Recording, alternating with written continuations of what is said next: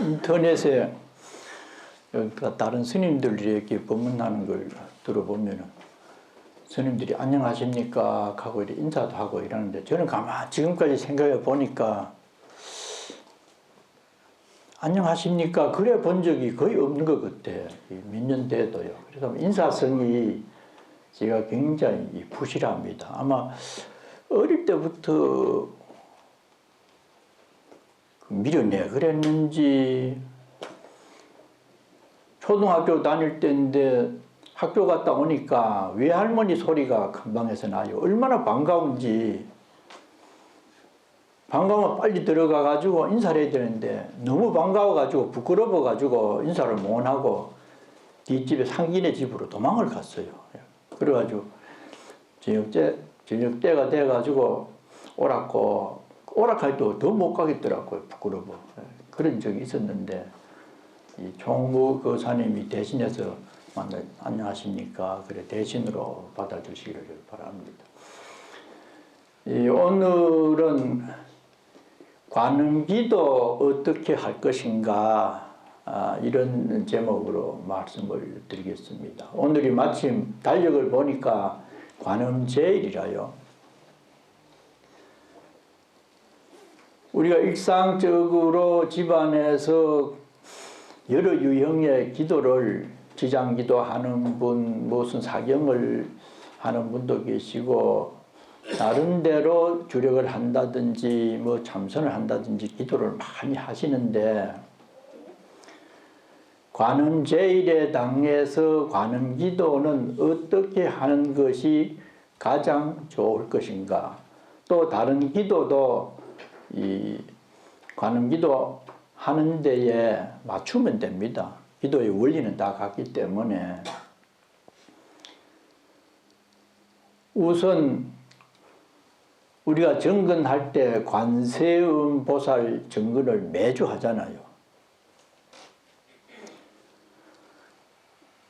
그런데 신중단을 향해서 할 때는 관자재보살 행심반야 바람일다 이래 하지요. 그래서 우리 신도님들은 관세음 보살이나 관자재가 같은 분이라고 하는 것을 우선 아셔야 돼요. 그럼 왜 어떤 분은 관세음이라고 번역을 하고 또 다르게 번역을 했느냐? 여기에 상당히 또 의미가 있습니다. 관세음 중에 관은 관찰한다, 깊이 있게 바라본다는 뜻이죠. 관한다. 요즘 비파사나 정신을 집중해서 자신의 모습을 바라보는 것을 관한다 이러거든요. 그 무엇을? 세음, 세상의 여러 가지 소리를 내가 자세히 듣는다. 세상에서 일어나는 소리가 거의 다가 힘들다, 못 살겠다, 그러다가 죽겠다. 우리나라 사람들이 제일 죽겠다는 말을 많이 쓴답니다. 배가 불러도 죽겠다, 고파도 그렇고 좋아도 그렇고 그때 가서는 죽겠다는 말을 많이 쓴대요. 그래서 그만큼 뭔가 힘들게 사는 모습이 이 사바세계의 현상이다. 그러니까 관세음 보살님은 그러한 애를 쓰면서 만족스럽지 못하고 고통 속에서 사는 중생들의 모습을 잘 바라보아서 그분들의 그 짐을 덜어주겠다고 하는 원력을 세운 분이 관세음 보살이라요. 그런데 그렇게 힘이 드는 원인이 뭐냐?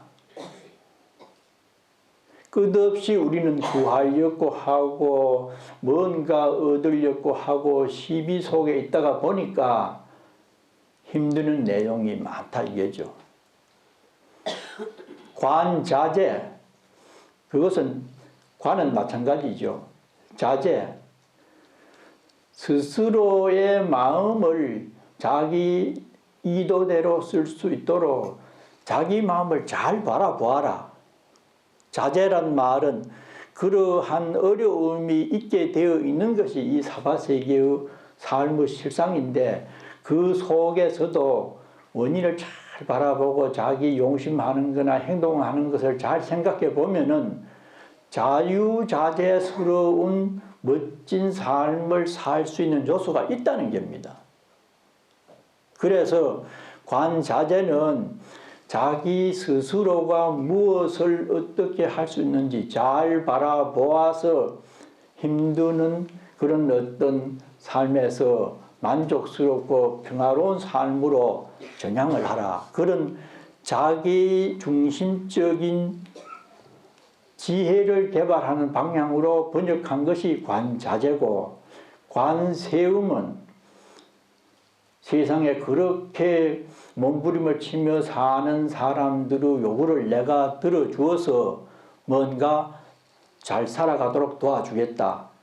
거기에선 자비를 중심으로 해서 번역한 것이 관세음이라요.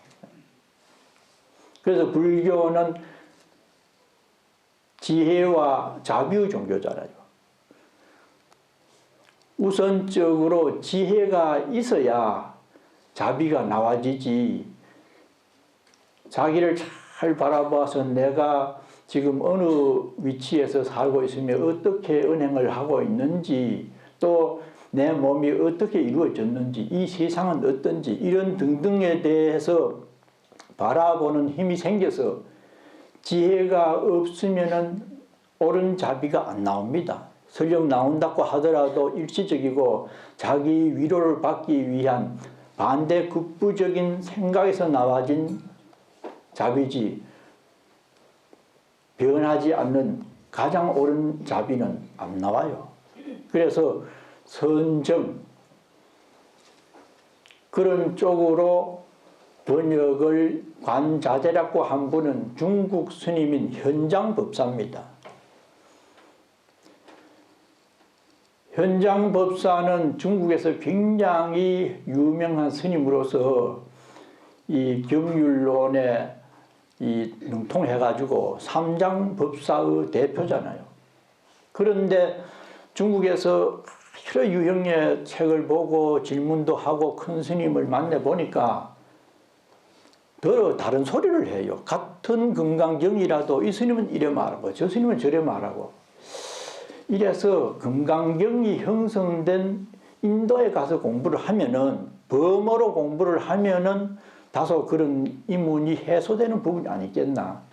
이래서 인도의 육로로 걸어가가지고 10년을 공부를 합니다. 거기서 유명한 그 나란다 대학에 내노라고 하는 큰 스님들에게 불교 공부를 해서 그런 이심을 많이 해소하고, 이 중국의 당나라 때죠. 돌아와서 임금으로부터 굉장한 칭송을 받고 거기서 번역을 많이 했어요. 그러니까 그 중국 스님은 중국 사람들이 워낙 그 복을 많이 구하고 잘 사는 것을 그렇게 하니까 관세음 보살이라고 번역을 했어요. 현장법사는. 그런데 구마라집이라고 하는 인도 사람은 그 스님도 중국 와서 포교를 했는데, 인도에서 공부를 하다 보니까 다소 지혜를 기르는 현실적인 것보다는 좀 더 내면의 세계를 살펴서 자비를 창출하도록 하는 관자재보살이라고 번역을 했어요. 그래 조금 다릅니다. 그러나 내용은 결국 정과 해를 기르기 위한 그런 이 번역인데, 오늘이 관음제일이다. 제라고 하는 것을 우리 신도님들이 제사하고 같이 혼용해 쓰는데, 제는 자입니다. 저의가 아니고요. 제. 원제라고 하는 말은 우리가 육제, 칠제, 무슨 재물 저런 거 고향 올리는 게 전부 제에 해당되는데, 원제의 의미는 비시, 때 아닌 때에 먹는 것을 제를 금한다 이래 합니다. 지금도 남방불교 스님들은 12시 이후에 음료수는 먹어도 씹혀지는 물 덩어리 있는 음식은 안 먹습니다. 그렇게 먹으면은 계율에 위반돼요. 원죄는 비시, 때 아닌 때에 먹는 것을 죄를 범했다. 비시 주식으로 때 아닌 때에 술과 밥을 먹어서 부처님의 범계를 어길까 보냐. 그 고려시대 때 그 보조 스님이 그렇게 말씀을 했거든요.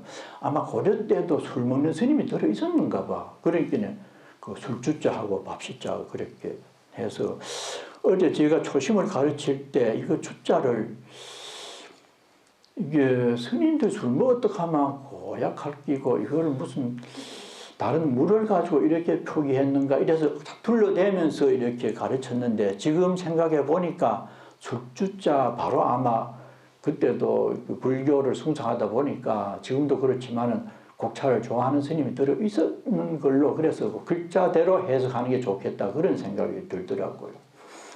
때문에 이 제라는 말은 고향을 올린다는 것을 제락합니다.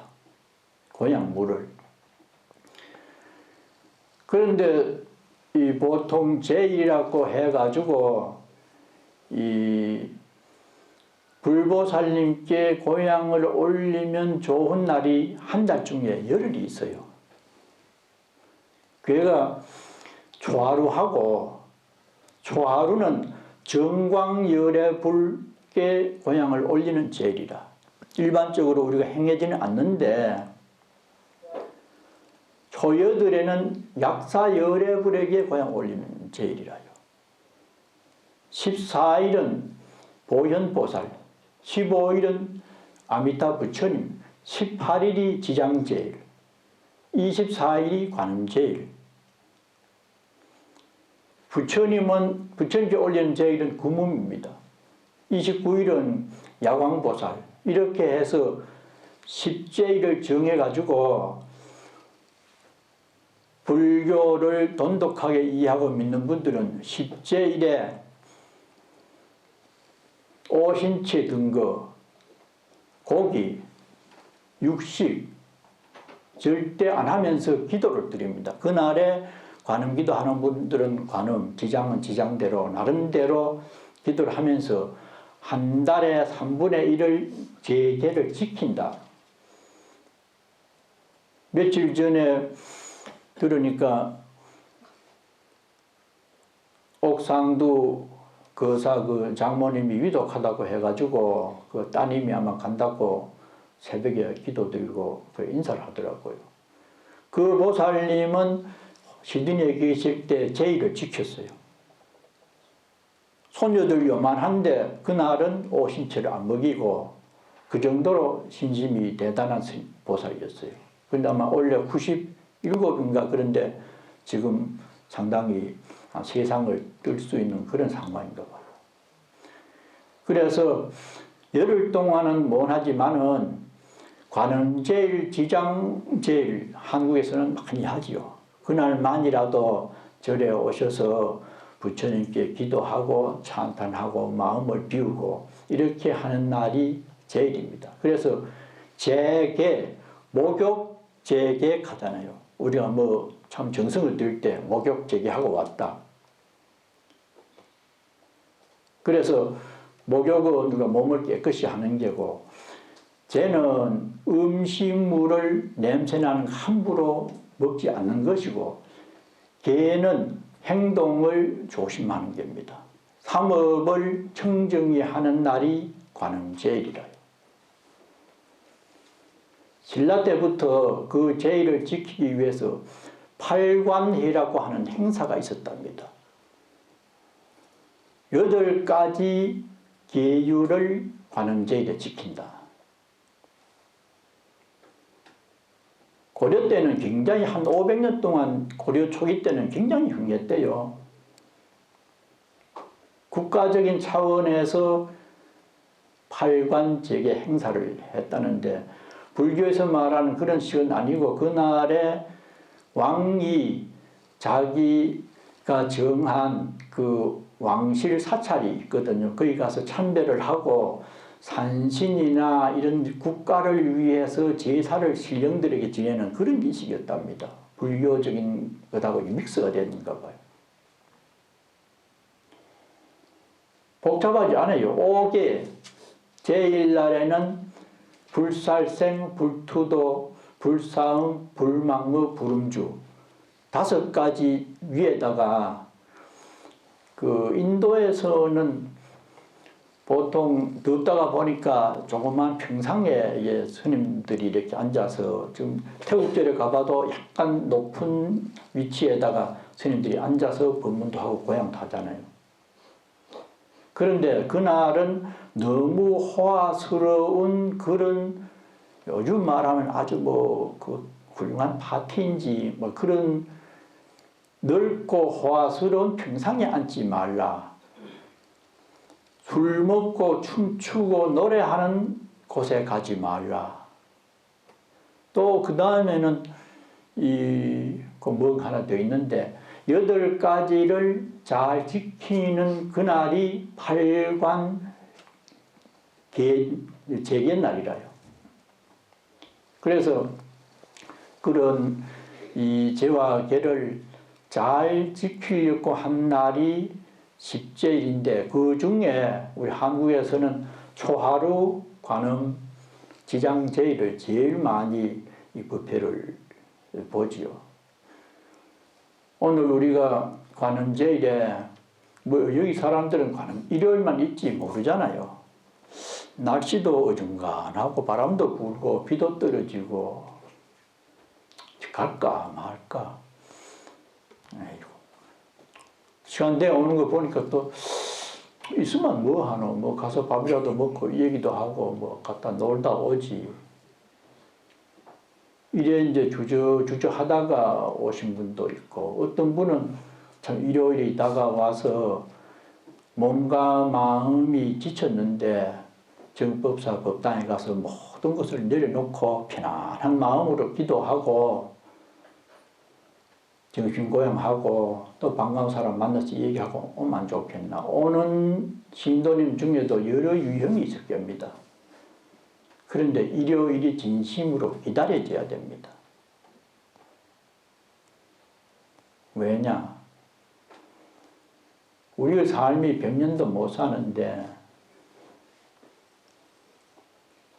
어떤 방향으로 바라보면서 이 생을 살아가지고 살아갈수록 고맙고 감사하고 평화스러운 마음으로 이 삶을 향할 것인가. 여기에 대해서 우리가 신중하게 생각해야 돼요. 그렇게 살다가 뭐 병들어 죽으면 그만이지. 원효 스님이 그랬잖아요. 노인불수요 파거불행이라. 후시는 하오와 막속급포며 막속급포다. 정말로 우리의 사상책에 대해서 내 삶을 어떻게 꾸려갈지에 대해서 깊이 있게 생각을 해야 뒤에 후회를 안 한다. 만반장불거요. 집 하나 더, 돈 더 저축이 됐으면 뭐 여러 가지 유형의 욕심을 부리지만은 죽을 때는 10,000가지를 하나도 가져가지 못한다. 만반, 장불거. 뭐만 가져가느냐? 유유업수신이라. 오직 금생에 지은 43개의 색인 좋지 못한 감정이나 미움이나 불만, 불안 그것만 안고 가서 다음 생을 받는다는 거예요. 그 생각해 보면 끔찍하지. 우리 안 보이고 안 들리니까 설마 그러지만은 부처님이나 도인들 다 알고 하시는 말씀이거든요. 근데 거기에 대해서 믿음이 확고하지 않기 때문에 옳은 신심을 못 내요. 신심이 안 나는 것은 절이나 집에서 간절하게 기도를 안 하기 때문에 신심도 안 나요. 그러니 하루 이틀 어정어정 그저 TV나 보다가 아니면 무슨 뭐 드라마 보다가 나무 얘기하다가 그래 세월 다 보내는 게라요. 그러지 말고 일요일날 오셔서 부처님께 1시간 반, 우리가 11시에 시작하면은 1시간 반입니다. 그 시간만이라도 모든 마음의 찌꺼기들이나 이런 것을 부처님께 다 내려놔버리고 지심정의의 고향, 우리가 예불 하는 게 전부 부처님께 감사하고 고맙다는 찬탄입니다. 시방삼세 제망차례 상주일체 북타야중, 이 시방세계에 꽉 차있는 부처님 법신에게 수화정에 내가 머리 조아려 부처님께 찬탄하면서 나도 부처님을 닮아가기를 희구합니다. 그 마주 올려 하는 게 그겁니다. 7번째라는 게. 가만히 생각해 보니까 저는 22살에 절에 왔는데 20여 년까지는 부모님의 은덕을 많이 받았어요. 새벽에 밥 해주고 참 늘 이렇게 옷 입히고. 그런데 그 이후에 절에 와서 지금까지는 전부 부처님의 은덕이라요. 옛날 큰 스님들이 절 지어가지고 불교 전파했으면은 뭐 벌써 죽었겠죠. 어디 가서 뭐 어떻게 됐든지 뭐 희한도 안 하겠죠. 그러니까 부처님께 고맙지 않을 수 없어요. 생각을 해보면은.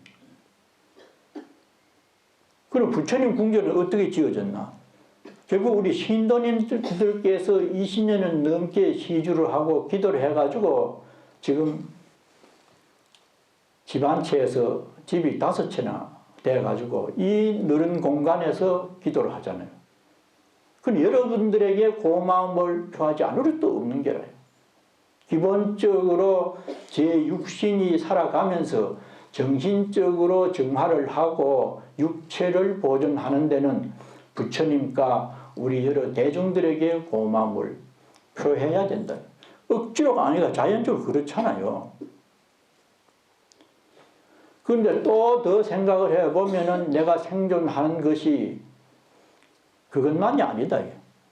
물과 공기, 이 지구, 옷해주는 사람, 보이지 않는 여러 어떤 그 지수화풍이라고 하잖아요. 생존의 기본적인 조건. 10분만 숨 안 쉬면 죽어요. 그래서 생각에 생각을 더해 보면은 모든 사람이나 모든 존재에게 고맙게 생각을 하고 살아가게 되어 있는 것이 이 중생세계의 기본 구조입니다. 그러니까 정신적으로 우리를 일깨워주는 부처님을 바탕해서 관세음 보살님이 그렇게 우리의 고통을 들어주겠다고 원력을 세워서 우리가 그분의 뜻을 따르겠다고 하는 날이 오늘이라요. 관음경에 보면은 무진이 보살이라고 하는 분이 부처님께 질문을 합니다. 도대체 관세음이라고 하는 분은 어떤 분이며 어째서 그렇게 모든 사람의 욕구를 다 들어줄 수 있는가? 그 참말입니까? 참말이라는 게 거기 보면은 못 믿기는 부분이 많죠. 만일에 어떤 사람이 불에 들어간다. 거기에서도 일심 칭명, 일심으로 관세음 보살님을 지극하게 부르면은 불에 타지 않고 물에도 마찬가지고 온갖 좋지 않는 세력에서 벗어날 수가 있다. 그렇게 부처님께서 말씀하십니다. 그게 가능하겠는가? 우리는 못 믿습니다. 그게 뭐 일부러 방편으로 그러지. 열심히 지극하게 하면 됩니다. 조건이 일심칭명입니다. 하나된 마음이 일심이죠. 한일자 마음 심자. 일심. 되니 안 되니 그런 불신이 있으면 안 돼요. 틀림없이 그렇게 될 것이다 하는 믿음이 마음속에 싹 새겨져야 돼요. 그렇게 믿고 칭명, 관세음보살님을 지극히 찾으면은 우리의 모든 것을 성취시켜 줍니다. 성취시켜 준다고 하면은 밖에서 무엇인가 힘이 있어서 되는 것지만은 사실은 내면적인 내 마음의 세계에서 일념이 이루어지면은 가시적으로 현상적으로 그렇게 돼요. 왜냐? 일심이라고 하는 마음은 만물을 창조하는 근본입니다. 그런데 모습은 없지요. 만져지지도 않고. 그래서 여러분 얼굴 한번 이렇게 봐요. 지나가는 사람, 처음 만난 사람, 한국에서 누가 오면은 얼굴 이래 보면 아이고 저 사람 저 돈 있겠네. 나타납니다. 아이고 성질 고약하겠네. 보이지 않는 마음이지만 그 마음을 그렇게 써왔고 복덕을 지은 사람은 좀 잘 살아 보이고, 거짓말을 하고 남 애먹인 사람들은 얼굴 시커멓게 보면 막 겁이 나고, 그것이 최공, 근본 마음은 바탕은 비어있지만 빌공자, 성사, 현상적으로 이룰 성자 일사자, 현실적으로 나타난다는 겁니다. 마음의 본성은 둘이 아니라요. 있는 것과 없는 것이 하나로 나타나질 수 있는 묘한 법이기 때문에 법화경에서 묘법이라고 했잖아요. 묘법 민화경. 그래서 생각을 일념으로 지장기도나 아미타경이나 하면은 내 뜻대로 이루어지게 돼 있어요. 근데 그걸 경험을 못 했으면은 억지로라도 믿음을 가져야 되는데 믿음 가질 새도 없고 자꾸 밖으로 마음이 치닫다 보니까 처음에는 급하면은 좀 믿어가지고 며칠 해보다가 아무 소식도 없고 이러면 움츠려버리고, 내 지금 우리 삶이 그렇게 끊어졌다 이어졌다 기도하다가 말다가 그러다가 생로병사가 다가오면은 그때는 아이고 내가 뭐하고 살았나, 이미 후회하지만은 늦는데요. 그래서 열심히 하면 됩니다. 그 어떤 스님 법문에 보니까 나이 들어 가지고 하지 말아야 될 게 세 가지가 있대요. 노욕을 부리지 마라. 늙어서 욕심을 내지 마라. 그러면 욕심의 한계가 뭐냐? 자기가 감당을 못할 일을 저지르지 말라. 그 소리를 막 듣고 보니까 바로 저한테 해당이 돼요. 감당도 못할 뒷집을 사작해가지고 어디 다른 신도님들 걱정을 하고 계실 것 같은데, 아이고 이게 내 주책이 아닌가. 그만에 집 안 사고 뭐 조금 뭐 경찰이 오더라도 뭐 모른 척하고 뭐 기도만 하고 지나면 괜찮을텐데 그런 생각도 들더라고요. 그러나 복지원 해야 되는 것은 제 원력이기 때문에 조금 힘이 들더라도 속으로 아이고 그 스님은 스님 입장에서 그러지 나는 조금 무리를 할 수밖에 없다 이렇게 이제 마음속으로 그래 했고,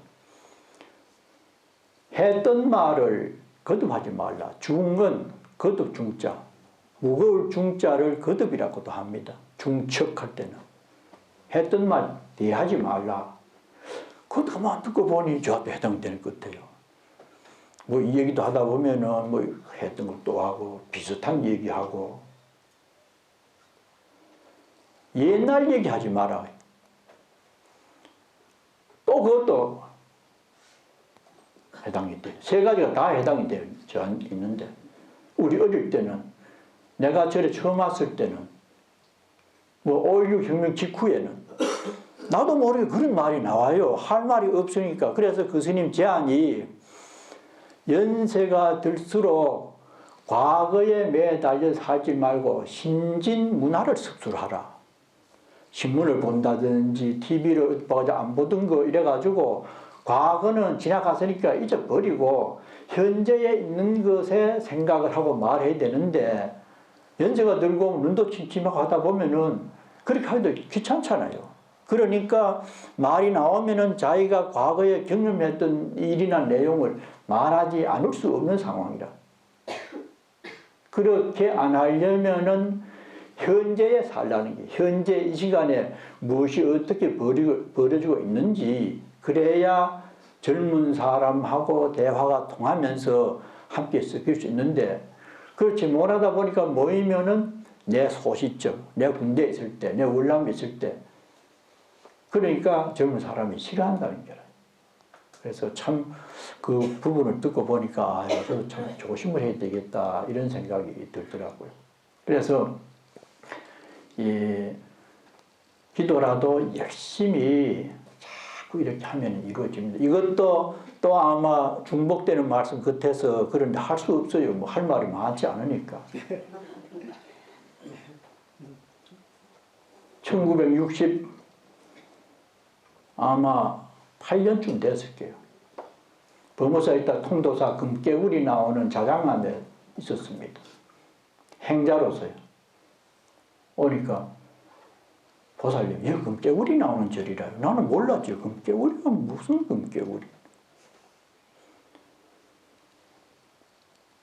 자장스님이 통도사를 짓기 전에 거기에 계셨다는데 맞이 올릴 때에 거기에 깨울이 한 마리가 자꾸 바가지에 뜨이가지고 신통력으로 바위를 뚫어가지고 거기 살아했대요. 전설에 그래 나와요. 근데 어느 날 행야님요, 금깨울이 나왔어요. 금깨울이 나왔어요. 하면 내 방 앞에 와서 그럼 그분한테 가서 전등을 들고 보니까 그 구멍에 깨울이 한 마리가 노란 목에 태를 해가지고 그 청깨울이보다는 더 커요. 그 공기 없이 목을 벌렁벌렁 하면서 있더라고. 얼마나 신기하든지 밥 먹기 전에 3번 올라가 또 보고 그런 절인데, 그때 주지스님이 다른 데에 가가지고 내가 행자가 주지대행을 하다시피 그랬어요.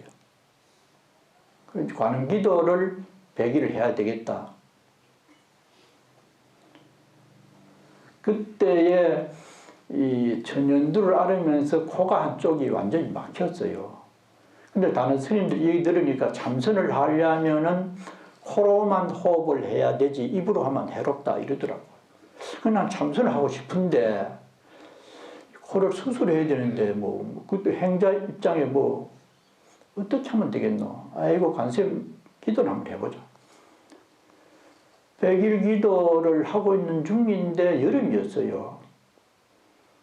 어떤 보살님 한 분이 먹물옷을 입고 잘생긴 분이 왔어요.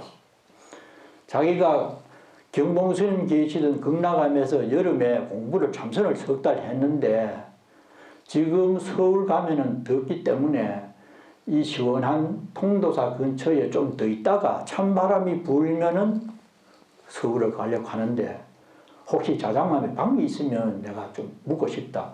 경봉스님은 3개월 공부하고는 다 가락합니다. 스님이나 신도를 더 이상 묵게 안 해요. 딴 데 가서 공부하라고. 그래 방은 하나 비었어요. 그래 이제 거기 있는데 송정각심입니다. 분명히. 벌써 돌아가셨을 거예요. 이따가 보니까 이제 기도를 하니까 왜 기도를 합니까? 그래 내가 이래서 기도를 하고 있다. 아 그래요.